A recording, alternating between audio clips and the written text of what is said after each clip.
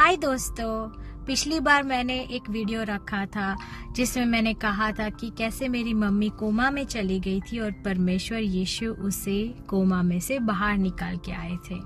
दूसरा वीडियो भी मैंने रखा था जिसमें मैंने कहा था कि उसी दौरान मैं इलीगल हो गई थी और मेरी मम्मी को मिलने नहीं जा पा रही थी और कैसे परमेश्वर ने मुझे इलीगल से ग्रीन कार्ड होल्डर और आज यूएस सिटीजनशिप दी है।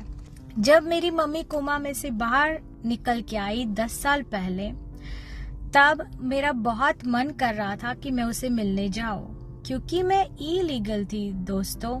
मैं उसे मिलने नहीं जा पा रही थी। ऐसे ही महीने निकल गए, 3-4 महीने। मैंने परमेश्वर से दुआ की, मैंने उसके सामने फिर से रोना शुरू किया और परमेश्वर की आवाज को मैंने सुना फिर से और उसने मुझे डायरेक्शंस दिखाई। उसके बताए हुए डायरेक्शंस मैंने फॉलो किए। मैं USCIS में गई, मैंने मम्मी के सारे मेडिकल रिपोर्ट्स दिखाए और उन्होंने मुझे 30 दिन के लिए ट्रैवल टाइम दिया। उस दौरान इतनी फ्लाइट्स फास्ट नहीं थी और मेरे पास ऐसे पैसे भी नहीं थे। मुझे मम्मी को मिलने के सिर्फ 29 डेज मिले, उसमें से 2 दिन आने के, 2 दिन जाने के, तो 24 डेज के लिए मुझे मम्मी को मिलने को मिला। एंड मैं देख कर आई कि कैसे परमेश्वर यीशु ने उसे ठीक कर दिया है। जब मैं वापस आई दोस्तों, तो एयरपोर्ट पे मुझे इमिग्रेशन ऑफिसर्स ने 5 घंटे तक रोक कर रखा। हालांकि उन्होंने मुझसे बहुत अच्छे से व्यवहार किया, कोई इंसल्ट नहीं किया, अच्छे से वेटिंग एरिया में मुझे रखा था। 5 घंटे तक उन्होंने अलग अलग ऑफिसर्स ने मुझे सवाल जवाब किए। फाइनली सवाल जवाब खत्म हुआ, पर वो 5 घंटे जब भी मैं बैठती, मैं परमेश्वर की स्तुति आराधना करती, क्योंकि उसने मुझे यकीन दिया था मन में कि मैं आसानी से US में एंटर करूंगी। जब लास्ट ऑफिसर आया, उसने मुझे कहा कि तू इलीगल है यहाँ पे US में, तुझे पता है ना? मैंने उससे बोला हाँ। उन्होंने मुझे दूसरा सवाल पूछा कि तेरा स्टेटस नो स्टेटस है अमेरिका में। मैंने बोला करेक्ट। तीसरी बार उन्होंने कहा कि तेरा स्टेटस पेंडिंग है।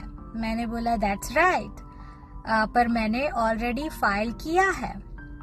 उन्होंने पासपोर्ट मेरे हाथ में दिया और कहा कि वेलकम टू अमेरिका, और हाथ करके जहाँ एग्जिट था वहाँ पे रास्ता दिखाया और मैं अमेरिका में एंटर हो गई।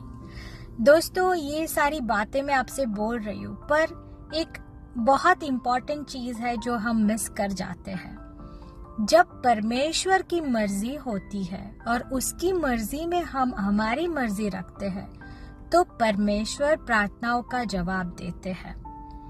कई लोग ऐसा सोचते हैं कि परमेश्वर से रो, गिड़गिड़ाओ, कुछ भी मैनिपुलेशन करके उसको अपनी बातें मनवाओ।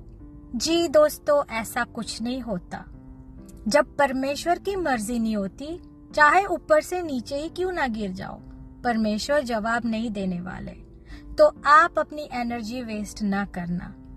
परमेश्वर आपका मन जानते हैं।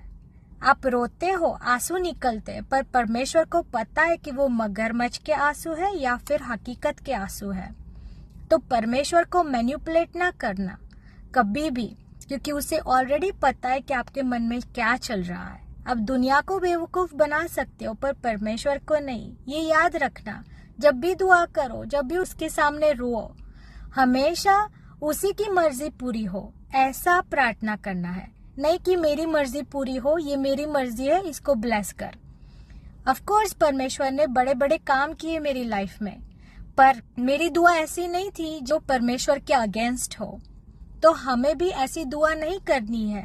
एनकरेज हुओ कि परमेश्वर प्रार्थनाएं सुनता है, जवाब भी देता है, डायरेक्शंस भी देता है, हेल्प भी करता है, इम्पॉसिबल सिचुएशंस को पॉसिबल करता है, मगर उसकी मर्जी हो तो, नहीं कि आपकी मर्जी हो या मेरी मर्जी हो। इसीलिए हमेशा एक थीन लाइन होती है, विश्वास को विश्वास की तरह देखो, जो बाइबल में लिखा है उसी तरह प्रार्थना करो। जो परमेश्वर की मर्जी है उसी में हमारी भलाई है। तो ऐसी प्रार्थना करो कि उसी की मर्जी पूरी हो हमारे जीवन में। ठीक है, गॉड ब्लेस यू, बाय।